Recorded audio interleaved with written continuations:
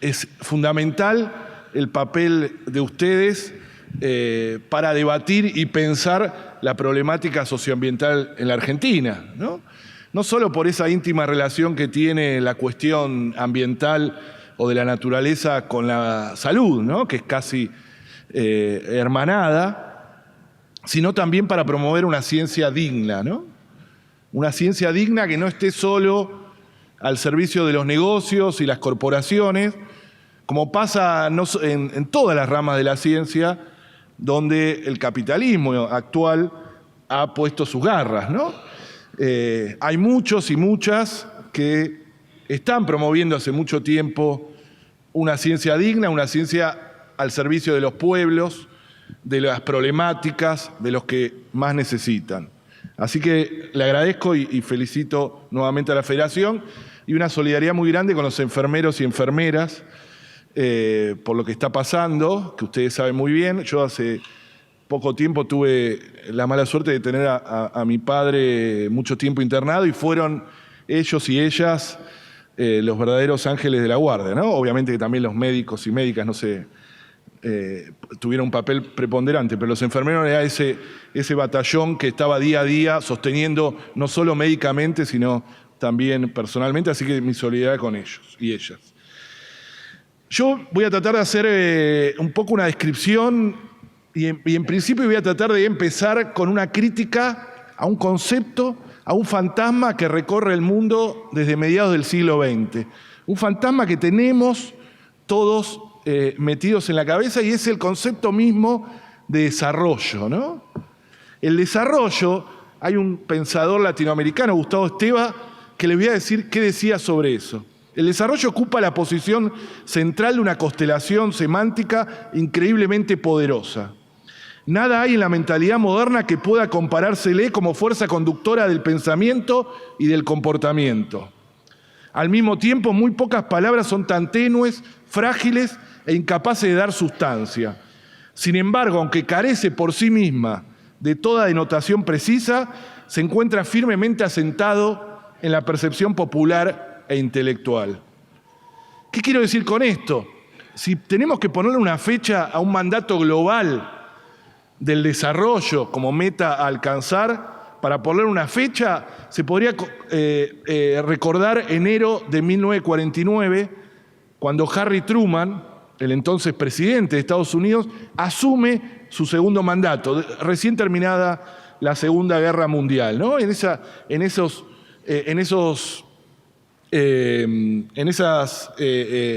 actos que hacen en Estados Unidos, en el Congreso norteamericano, que asume esos pomposos actos, en ese discurso, Truman plantea un mandato ideológico profundo, ¿no? El desarrollo como meta a alcanzar para ese resto enorme del mundo y presenta al estilo de vida norteamericano, cargado de muchos valores europeos, como el fin a emular. En definitiva, queda sentado que el mundo desarrollado no existiría sin su opuesto, ¿no? Esto sería una condición. Entonces, después de la Segunda Guerra Mundial y en plena Guerra Fría, en medio además del surgimiento de la amenaza y del terror nuclear, el discurso sobre el desarrollo establece una estructura dicotómica a nivel mundial, una estructura de dominación dicotómica a nivel mundial, ¿no? Subdesarrollado, desarrollado, pobre, rico, avanzado, atrasado, civilizado, salvaje, centro, periferia.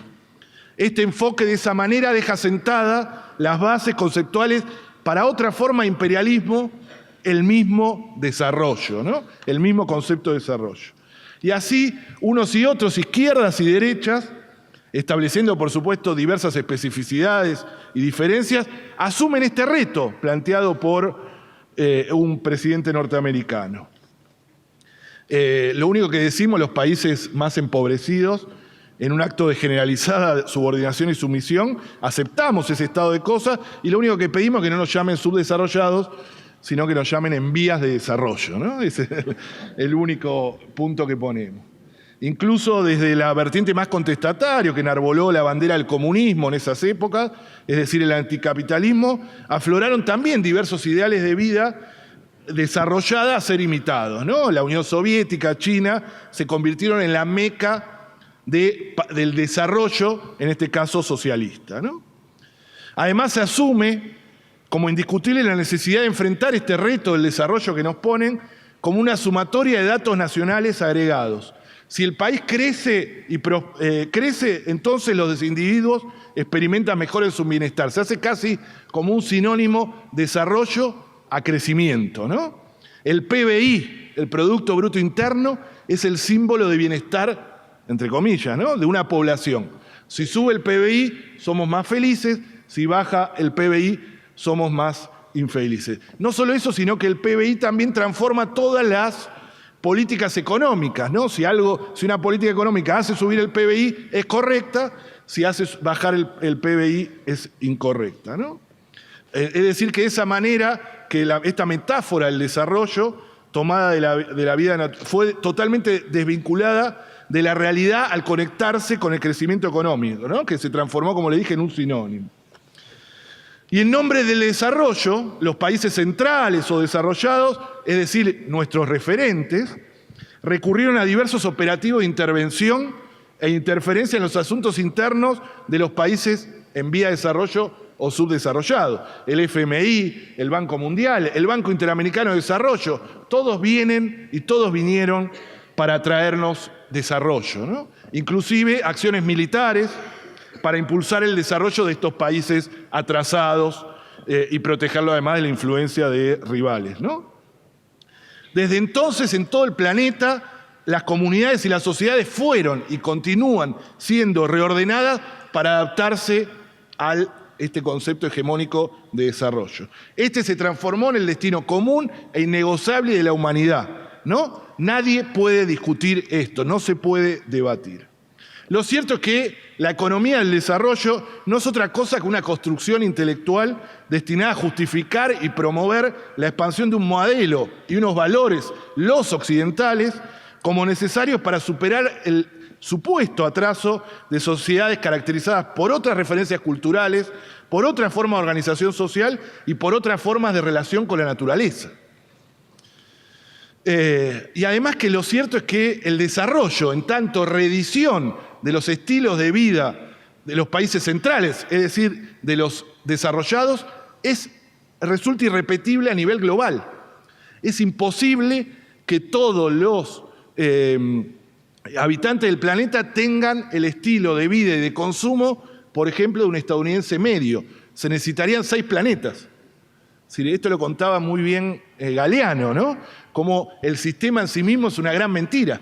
Porque nos ponen esa meta, ese fantasma, decimos fantasma porque nunca se atrapa, ¿no? Pero la verdad es que no es posible. No hay ninguna forma que todos tengan el estilo de vida del cual nos dicen que tenemos que llevar, ¿no? Además de poner ese estilo de vida consumista y depredatorio, está poniendo en riesgo la existencia de los seres humanos sobre la Tierra a través del cambio climático global, ¿no? Además de las cosas puntuales que vamos a ver. Pero bueno, termina siendo una gran quimera, una gran mentira que nos termina reordenando y siempre tenemos que estar detrás de ellos. Pero como esto es como el desarrollo también tiene un desgaste, el concepto este hegemónico de desarrollo, y empezamos a ver de que no era posible, ¿no? Y que era un fantasma que nunca atrapábamos. Bueno, al sistema se le ocurrió, y lo contaba muy bien Aníbal Quijano, se le empieza a poner apellidos al desarrollo para sostener ese concepto, ¿no? Obviamente siguiendo la misma senda. Entonces, desarrollo económico, desarrollo social, desarrollo local, desarrollo global, desarrollo rural, desarrollo sustentable, ecodesarrollo, desarrollo local, desarrollo endógeno, desarrollo con equidad de género. A todo le ponemos, pero seguimos en la misma senda, ¿no? Incluso el desarrollo sustentable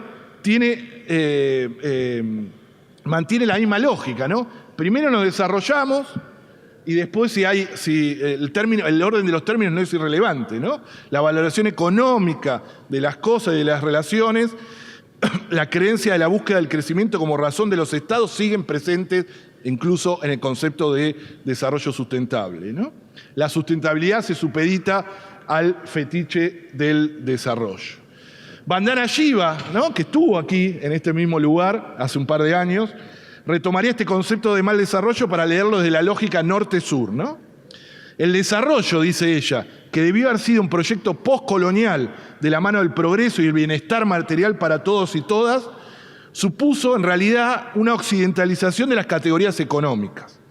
El desarrollo, dice ella, se redujo a ser la continuación del proceso de colonización, un modelo basado en la explotación o exclusión de la mujer, occidental y no occidental, en la explotación y degradación de la naturaleza y en la explotación y destrucción gradual de otras culturas, que eso es fundamental.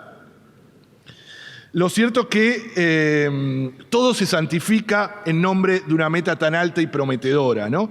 Tenemos que al menos parecernos a los superiores, y para lograrlo cualquier sacrificio vale, ¿no? Por eso aceptamos incluso la devastación ambiental y social a cambio de conseguir, entre comillas, el desarrollo. Nosotros creemos que es una falacia afirmar que América Latina tiene un destino extractivista, un destino de ser exportadora de naturaleza como si fuese un destino, ¿no? Creemos que nos ponen en ese papel y nos ocultan, nos ponen en ese papel de exportador de naturaleza en la División Internacional de Trabajo y que oculta además los complejos procesos económicos y políticos que están detrás de ello, ¿no? Este neoextractivismo que se ha implantado desde México hasta la Argentina responde a esta nueva división o continua división del trabajo territorial y global del trabajo, ¿no? Basado en la apropiación de la naturaleza.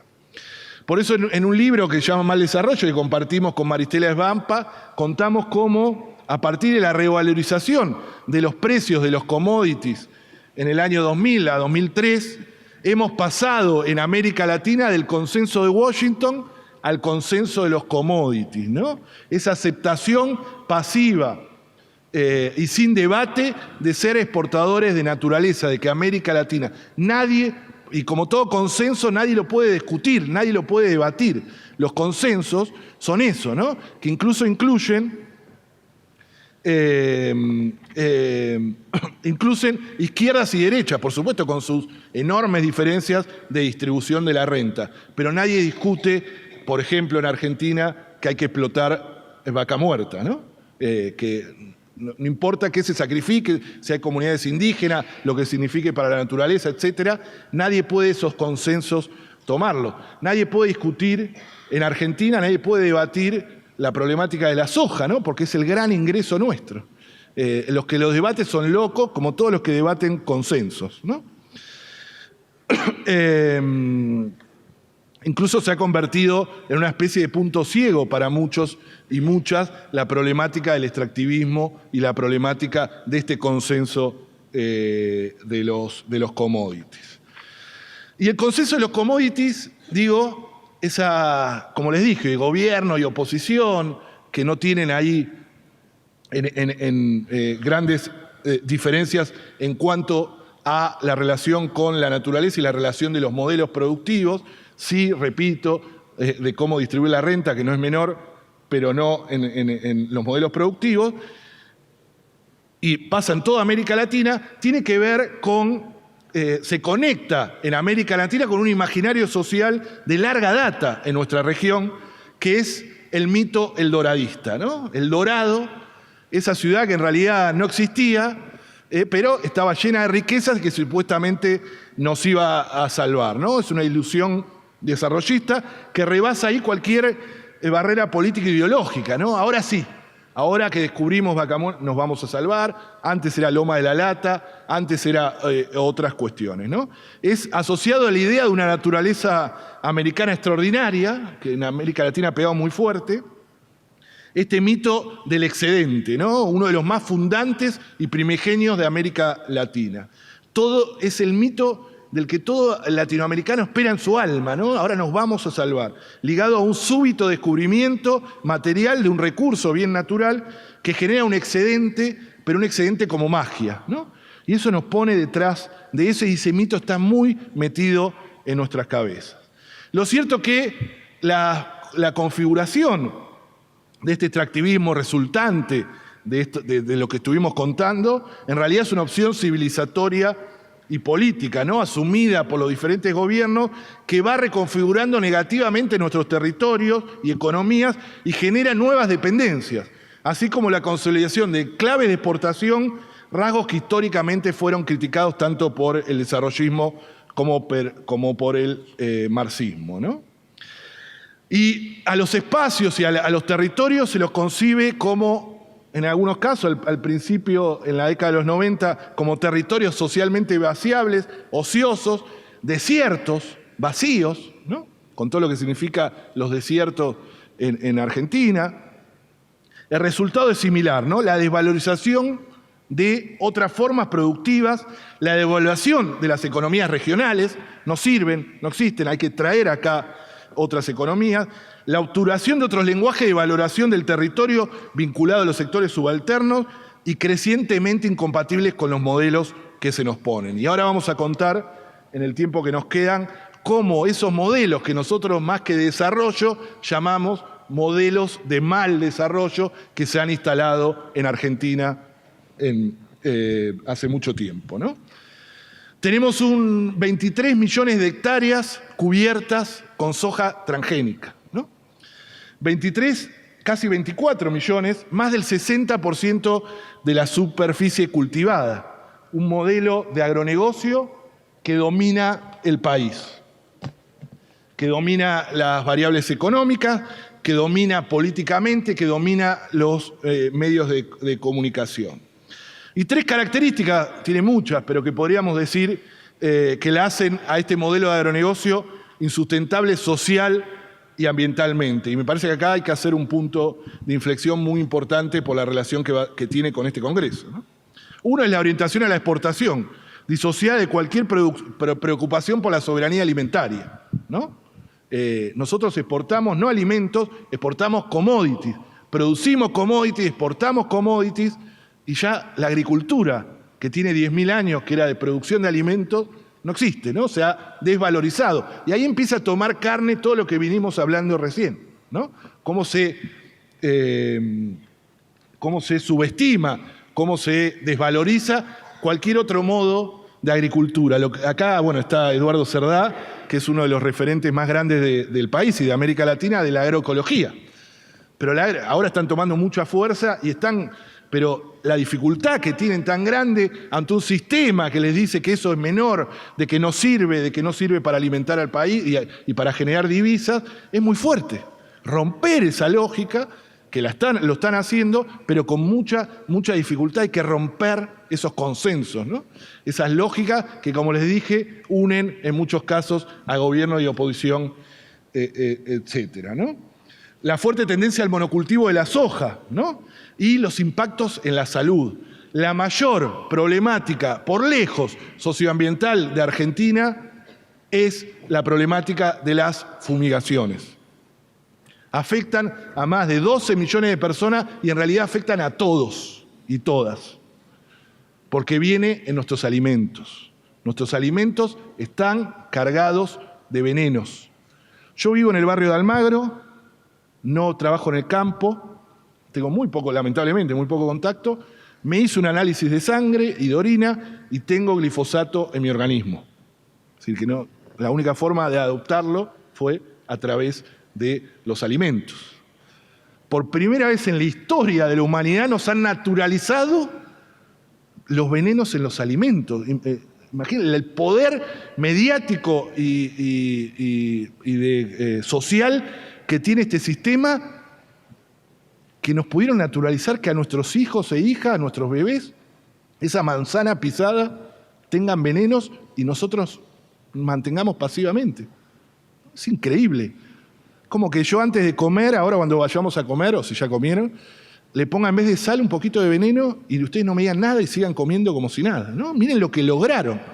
Han logrado eso y no solo han logrado eso, han logrado naturalizar que este modelo impuesto en la década del 90 a través del año 96, cuando se aprueba la soja transgénica en nuestro país, una aprobación absolutamente irregular y escandalosa, ¿no? En 2 meses, en inglés, hecha por Monsanto, y que llevó detrás de eso todo el paquete tecnológico, es decir, que tiene poco más de 20 años, nos han hecho creer que esa es la única agricultura posible cuando la otra tiene 10.000 años. Miren el poder que tiene, que parece que hablar de otra agricultura es una locura, Y esta que tiene 20 años es la única posible, ¿no? Cómo nos han metido que el poder tan importante que tienen social y comunicacional y mediático, ¿no? De que cualquiera que diga a Cerdá, le dice, no, está loco Cerdá, ¿qué nos dice el ingeniero Cerdá de otra forma, si esta es la única forma que hay, ¿no?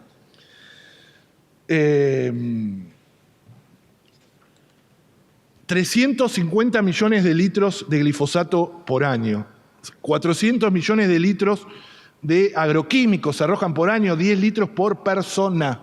10 litros tenemos por persona. Se arrojan sobre escuelas rurales. Ahora hay un conflicto muy grande porque un juez en Entre Ríos osó decir que no se podía fumigar a menos de 1000 metros de las escuelas rurales. Y los ruralistas están como locos, con marchas, metiendo presión al gobernador, todo para poder seguir fumigando al lado, pegado a las escuelas. Es decir, no tiene lógica. Y la lógica es tan fuerte que ellos mismos, ¿no?, han sido colonizadas sus cabezas, que dicen, nos inutilizan 300.000 hectáreas, dice. Cuando nadie les prohíbe producir ahí. Lo que se prohíbe es poner alimentos. Qué buena oportunidad para que esos sean cordones donde se produzcan alimentos sanos, seguros y baratos, ¿no? Nuestros alimentos que viajan tantos kilómetros, ¿no? Imaginen cordones en los pueblos que alimenten de verdad a esos pueblos y no tener que comprar las cosas con viajes, ¿no? Esos precios. Pero bueno, nos podríamos quedar con esto. Lo que sí es interesante es el papel de los médicos, ¿no? En estos casos y de la ciencia médica es fundamental. Hay médicos que le están, ustedes lo saben, que le están poniendo el cuerpo a esta problemática, ¿no? Es muy interesante lo que hace en la Universidad Nacional de Rosario, quien estuvo varias veces acá, Damián Berseniasi, con su cátedra, y no solo él, sino todo su equipo de médicos y médicas, que en el último año de la carrera se van y hacen el campamento sanitario. Ustedes más o menos lo conocen eso, ¿no? Se van varios días a pueblos fumigados y relevan cuadra por cuadra, casa por casa, y hace un relevamiento sanitario. Lamentablemente los resultados son realmente espantosos, ¿no? Son resultados donde el cáncer se cuadruplica de la media de esa provincia, en los pueblos estos fumigados. También lo que hace el doctor Medardo Ávila en Córdoba, un médico pediatra que también le ha puesto mucho el cuerpo y su investigación. Es decir, la ciencia al servicio de los pueblos y no al servicio de los intereses. El gran desafío es poder multiplicar eso, ¿no? Y empezar desde la ciencia médica a, que es lo que nos pasa muchas veces con las cuestiones ambientales, ¿no? Que se terminan los médicos haciendo diagnósticos de la afección del momento, ¿no? Pero no lo relacionan con la problemática socioambiental que hay detrás, ¿no? Y casi todos morimos de paro, así dice el certificado de función, de un paro cardiorrespiratorio, ¿no? Y sí, no podíamos seguir. Y no de la verdadera razón que está relacionada en muchos casos con la exposición ambiental. Un modelo de agronegocio además que ha dejado más de 200.000 familias expulsadas del campo a la ciudad. Porque eso también hay que decirlo, es una agricultura que, como les dije, no produce alimentos y es una agricultura sin agricultores, ¿no? Requiere la soja muy poca mano de obra y no es casual que en la explosión de la soja, no solo en Argentina, sino en la región, haya también explotado los cordones de las grandes ciudades con las villas, ¿no?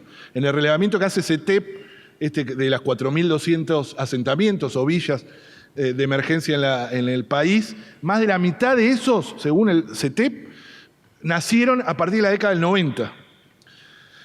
Y eso tiene que ver, claramente, nosotros vemos una relación directa, no la única, por supuesto, pero sí con el modelo sojero que avanzó, ¿no? El que vivía en el campo es expulsado a los cordones, que termina viviendo, y eso es lo dramático y lo perverso del sistema, de quizás un plan social que es financiado en muchos casos con los excedentes de la exportación de estos commodities de soja, un sistema perverso, ¿no? Que saca la cultura del trabajo, etcétera, un sistema muy difícil. Pero han crecido, la ciudad de Buenos Aires, por ejemplo, han crecido en los últimos 10, 15 años un 50% de la población en villas, ¿no? Y tiene que ver, obviamente que no solo con eso, pero sí con un modelo que no da trabajo.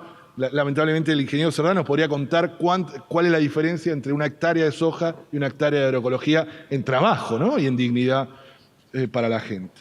Obviamente que el modelo de agronegocio, me quedan unos minutos, no es la única figura extrema del extractivismo que hay en Argentina. Eso es la pampa húmeda, es la que ocupa más territorio y creo que una de las más difíciles de desarmar, pero tenemos en la cordillera y la precordillera otro modelo, que es el modelo de megaminería o gran minería, ¿no? Esto está íntimamente relacionado también con la otra figura que les voy a contar después, que es el fracking o la fractura hidráulica.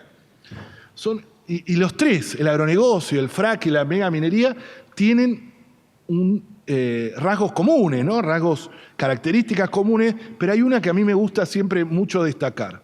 Estamos en un momento, el sistema capitalista y el sistema extractivista necesita expandir permanentemente sus territorios, ¿no?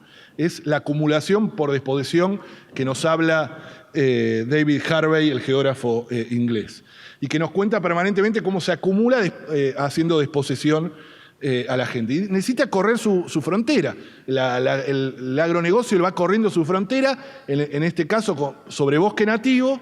Ustedes saben que la deforestación ha sido salvaje. Se han deforestado en los últimos 10, 15 años más de 8 millones de hectáreas, que es una superficie igual a Irlanda o a Entre Ríos, entera. Y esto en los últimos años solamente, a partir del crecimiento de la soja transgénica. Es decir, que va acumulando sobre bosque nativo o sobre territorio indígena campesino, ¿no? Se va comiendo todo. Y para 5 minutos, para mantener ese crecimiento ilimitado como si eso fuese posible. Bueno, la megaminería es eso, no son vueltas de tuerca que encuentra el sistema. Ustedes saben, la megaminería se diferencia de la tradicional porque los minerales ya no están en vetas, ¿no? Esas vetas que uno seguía por la montaña, y por eso la imagen que tenemos del minero es con el casco y una linterna, que seguía una veta a través de una montaña. Bueno, eso la humanidad ya prácticamente lo hemos agotado. Y ahora vamos, por esta vuelta de tuerca que les digo, por los minerales que se llaman de baja ley, es decir, poca proporción de mineral. Y para sacar esos minerales no hay otra forma que hacerlo que volar montañas y cerros enteros, para después destruirlo, triturarlos, pasarlos por una sopa química, que ahí está el cianuro o el ácido sulfúrico o el mercurio, para separar la roca del mineral. Pero se necesitan grandes extensiones de territorio porque el mineral está en muy baja proporción. Y esa megaminería recién entra en nuestro país también en la década de los 90. Si no existía antes la gran minería o lo que nosotros llamamos megaminería. Y sus características intrínsecas hagan que sea inherentemente insustentable. El consumo de energía, de explosivos y de agua y de sustancias químicas la hace inherentemente insustentable. No es que es una cuestión de más control. En cualquier parte del mundo donde hay gran minería hay conflictividad social, ambiental y económica. Y esto no solo en el sur global, sino también en Canadá, en Australia, en donde nos muestran como modelo. De energía necesitan muchísima energía. Si sumamos el consumo que tienen 3 emprendimientos mineros, equivale a la energía que otorga una central nuclear como Atocha 1, ¿no? Si solo 3 emprendimientos mineros. Explosivos necesitan mucho. Durante todo el proceso extractivo, por ejemplo, de Pascualama, un emprendimiento minero binacional que se quiere hacer entre Argentina y Chile, durante los 20 años se van a arrojar 4 camiones por día de explosivos, algo así como 600.000 toneladas, que es la mitad de lo arrojado en la Segunda Guerra Mundial. Esto es un solo emprendimiento minero. Y agua, un emprendimiento como la Lumbrea necesita y consume 100 millones de litros de agua por día, que es más que el consumo doméstico de toda la provincia entera, y esto es un solo emprendimiento. Bueno, ahora hay un embate muy grande, enorme, en Mendoza y en Chubut, 2 de las 7 provincias que tienen prohibición de esta actividad a través de las luchas ciudadanas. Chubut fue pionera a través de Esquel en el año 2003 y Mendoza tuvo un proceso popular interesantísimo que terminó en una ley que se llama la 7722, que prohíbe esta actividad en la provincia, y era un embate muy grande promovido no solo por los gobiernos provinciales de Arcioni y Cornejo sino también del propio gobierno nacional, ¿no? Con un lobby muy grande del propio Macri sobre la provincia de Chubut para que deje entrar a un emprendimiento minero que es Pan American Silver, el proyecto Navidad, que es la única empresa que pudo reunirse 3 veces con el presidente desde que asumió. O sea, una empresa que tiene prohibido por ley en su provincia, ¿no? Y ahí, a través de la lucha de la gran minería, se fue viendo cómo han surgido asambleas ciudadanas muy interesantes que nos muestran otros modelos y otras formas de relacionarnos con la naturaleza e incluso han impulsado estas leyes. No me queda mucho tiempo, pero quería contarles algo del fracking. La megaminería es un poco, decíamos, raspar el fondo de la olla, ¿no?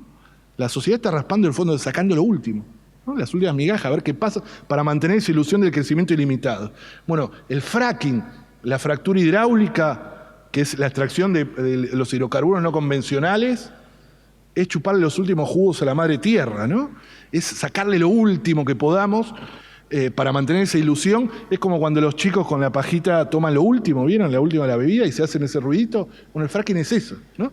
Los minerales, los hidrocarburos ya no están en los yacimientos convencionales, que era un gran pozo, si se quiere, que se pinchaba y por su propia presión salía, sino que ahora están en compartimientos estancos no comunicados entre sí, en lo que se llama la roca madre, la que durante millones de años le dio la otra. Bueno, ahora vamos a lo último, a sacarle a la roca madre lo último. Una gran, si se quiere, no es así, pero para que se entienda, una gran piedra-pome gigante donde los hidrocarburos están no comunicados. Entonces lo que hay que hacer es fracturar la roca hidráulicamente, es decir, con agua y sustancias químicas para comunicar esos compartimientos estancos, compartimientos que no se comunican, y después chupar de esa manera. Una técnica cuestionada en todo el mundo, prohibida en gran parte del planeta, en los países como Francia, Bulgaria, Alemania, Inglaterra, y en todos lados donde está con grandes conflictividades sociales, económicas y ambientales. Incluso en Estados Unidos, que quien lleva adelante esta técnica y quien impulsó en Argentina el ingreso del fracking,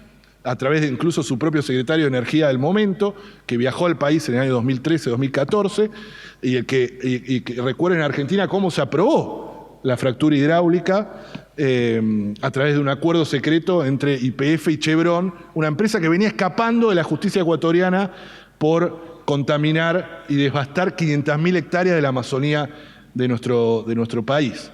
Y también recuerden en Neuquén, que se aprobó a través de una feroz represión que estuvimos muchos y muchas de nosotros, de más de 12 horas para aprobar un acuerdo que los propios legisladores neuquinos no conocían, ¿no?